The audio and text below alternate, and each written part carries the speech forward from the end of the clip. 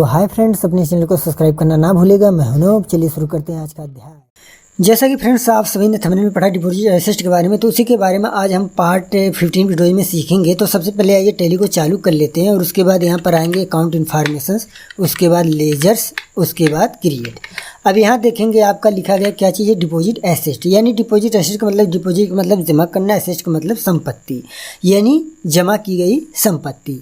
तो हमारी इसमें किस तरह की संपत्ति डिपॉजिट एसेट में आती है, तो जैसा कि इस प्रकार की संपत्ति जो मैंने किसी को या कहीं पर सिक्योरिटी के तौर पर जमा कराई गई हैं और वे कुछ समय बाद, कुछ टाइम पीरियड बाद उस संपत्ति से हमें दोबारा मिलता है, तो वही होता है हमारा डिपॉजिट एसेट है। यानी ऐसी संपत्ति जो हमने किसी व्यक्ति को या कहीं पर सिक्योरिटी के तौर पर जमा कराई गई है और वो कुछ समय बाद, कुछ टाइम पीरियड बाद वो संपत्ति हमें जब दोबारा मिलता है, तो वही होता है हमारा deposit asset.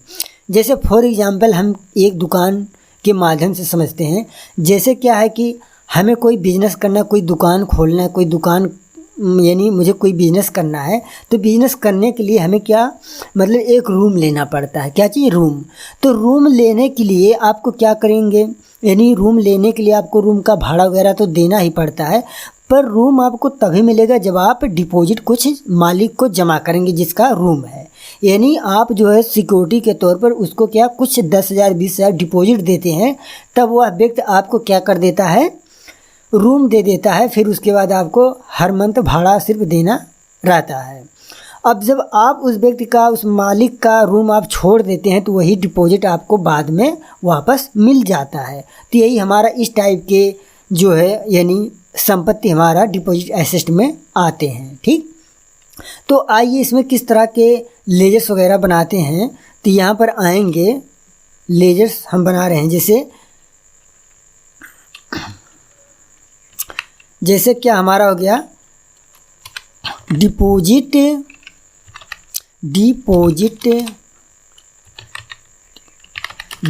Assets,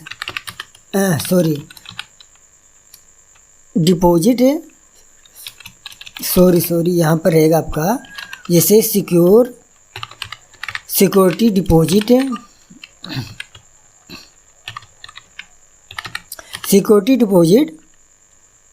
for any company. क्या? फॉर एनी कंपनी, यानी security deposit for any company. यानी हमने जो है किसी कंपनी में जैसे हमें क्या करना है, यानी वर्क करना है, काम करना है, तो कंपनी वाला क्या करता है, आपसे क्या करता है, कुछ पैसे डिपॉजिट कर ले, मतलब कि डिपॉजिट मांगता है, जमा करवा लेता है। डिपॉजिट इसलिए जमा करवा लेता है, हो सकता है कि कोई मतलब कि एनी रीजन, कोई रीजन हो, कोई कारण हो, मतलब कोई रीजन हो सकता है, कोई कारण हो सकता है, उस बेसिक पर आपको कंपनी वाला कुछ डिपॉजिट जमा करवा लेता है पहले, तब जाकर वो अपने के यहाँ वह कंपनी वाला क्या आपको रखता है, आपको काम देता है। ठीक, तब जाकर अपनी कंपनी हुआ ज्वाइन होने देता है। ठीक, तो यही है आपका security deposit for any company.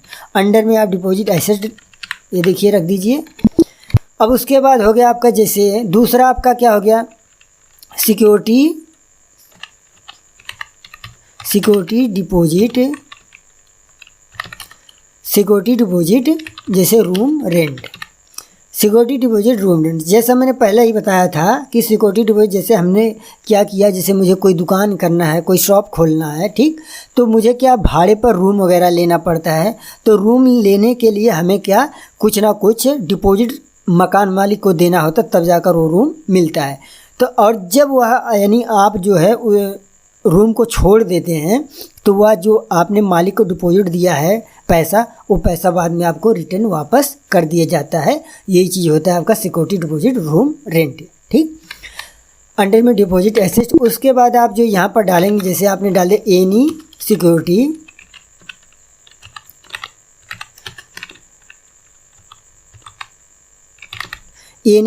Deposit, यानी आपने एनी सिक्योरिटी डिपॉजिट मतलब कि कोई आपका मतलब कि अदर जो है कोई दूसरा किसी भी प्रकार का आपका डिपॉजिट है, यानी आपने क्या चीज़ जमा किए हुए हैं यानी सिक्योरिटी के तौर पर। ठीक, वही होता है एनी सिक्योरिटी डिपॉजिट, यानी किसी और तरह का आपका आपने जमा किया है सिक्योरिटी डिपॉजिट। ठीक, तो इस तरह के आपका जो है डिपॉजिट एसेट में लेजर्स बनाए जाते हैं। ठीक, आप सिंपल आसान भाषा में समझ सकते हैं कि जैसे जो है मैंने क्या किया किसी कंपनी में, ठीक, एक कंपनी के माध्यम से आपको समझा दे रहा हूँ, बता दे रहा हूँ। जैसे मैंने किसी कंपनी में क्या किया, मुझे काम करना है, ठीक, मुझे काम करना है और उसमें मुझे ज्वाइन होने के लिए, काम करने के लिए या कंपनी में जॉब पाने के लिए, तो कंपनी वाले हमसे जो है किसी मतलब कि कोई रीज़न हो सकता है, कोई कारण हो सकता है, तो कुछ पैसे पहले से ही कंपनी वाले हमसे मांग लेते हैं, यानी जमा करवा लेते हैं।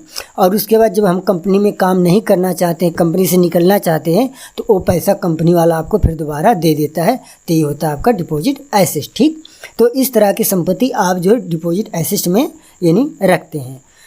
तो लेजर मैंने बना दिया। ठीक, अब उसके बाद इसी टाइप के लेजर्स आपको बनाना होगा, यानी सिक्योरिटी डिपॉजिट से रिलेटिव।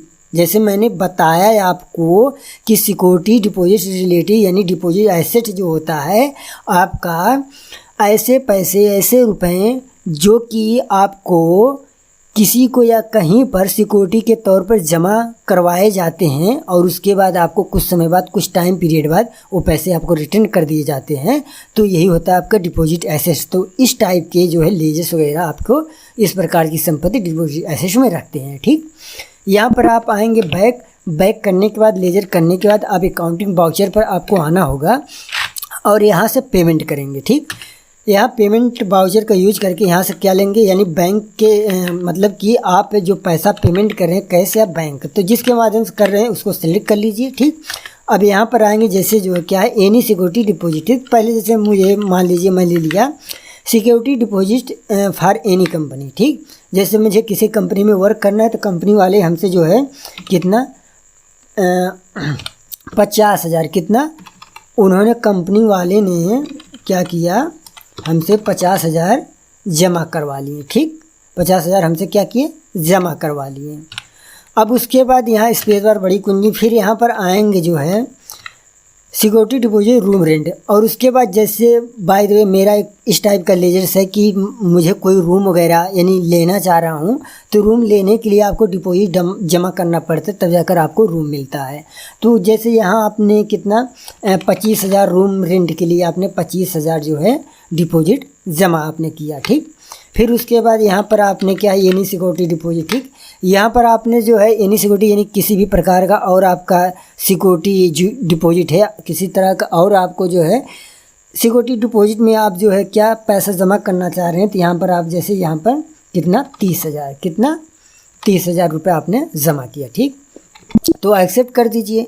अब इसके बाद यहाँ आएंगे जो है बैलेंस शीट अल्टर F1 और यहाँ पर आएंगे डिपॉजिट एसेट में टोटल कितना, ये देखिए 5 लाख कितना दिए गए, शायद 5,55,000 दिया गया। ठीक, 5,55,000 है कितना, सॉरी चलो जो भी हो। ठीक, तो यहाँ पर आपका जो है यहाँ जो दिया गया है, जैसे ही आप इंटर करते हैं डिपॉजिट एसेट पर, तो सारा डिटेल आप दिखा देता है कि किस आपका जो डिपॉजिट संपत्ति है यानी सिक्योरिटी टाइप आपकी जो संपत्ति है कितना कितना कहाँ आपने जमा किया है, वो सारा डिटेल आपका दिखा रहा है। ठीक, जब आप उस काम को छोड़ना चाह रहे हैं, अपने डिपॉजिट को, अपने सिक्योरिटी आपने जो दिया उसको लेना, आपको जब भी लेना है, ठीक, तो आपको जब भी लेना है तो आप फिर आएंगे अकाउंटिंग वाउचर पर और यहाँ से F6 के माध्यम से आप रिसीव कर सकते हैं। ठीक,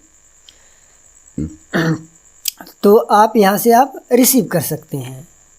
तो यही आपका होता है डिपॉजिट एसेट। ठीक, तो आज के लिए इतना ही, बाकी अगले वीडियो में अगले स्टेप में सीखेंगे।